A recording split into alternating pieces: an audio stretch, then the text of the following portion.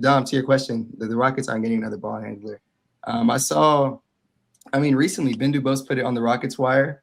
The Rockets are going to lean heavy. We've been talking about on the show. I mean, the men's really going to get a lot more on-ball touches this year.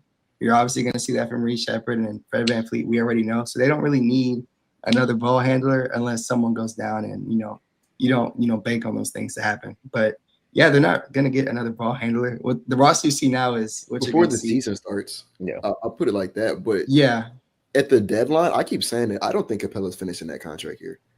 I honestly, I'd be surprised if he made it past year 2. I think that if something does come up where it's like you need to go get somebody else, he's making like what, 7-8 mil, something like that. And so I think that's the first salary they go to use to bring in, because you obviously don't want to trade any of your young guys. You don't want to trade Fred. You don't want to trade KD.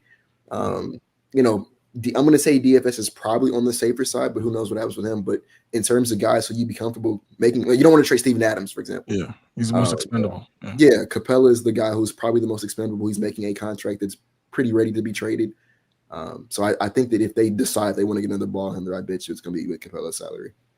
This would be a good question to tailor into. Do we feel like the lack of ball handling from the Rockets, as the season goes, will affect the season? With KD's handle declining. Does anyone want to comment on that? I think that it depends on what you mean by. I don't think it'll affect them across an 82-game season.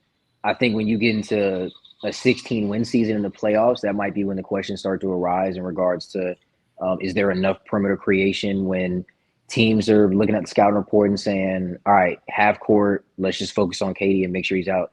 Make sure he's out of the equation like teams have done in the past when he was with Phoenix, when he was with Brooklyn. I think that's when the questions could arise. I don't think it'll affect him in the regular season at all. But you're really banking on two guys. You're banking on a men taking the leaps that you think his work ethic and talent warrant, and you're banking on Reed Sheppard being an NBA player this season. I think he is going to be the biggest swing for the Rockets this year is if Reed Sheppard is able to genuinely command 20 minutes a night and be productive in those minutes. I think it's a completely different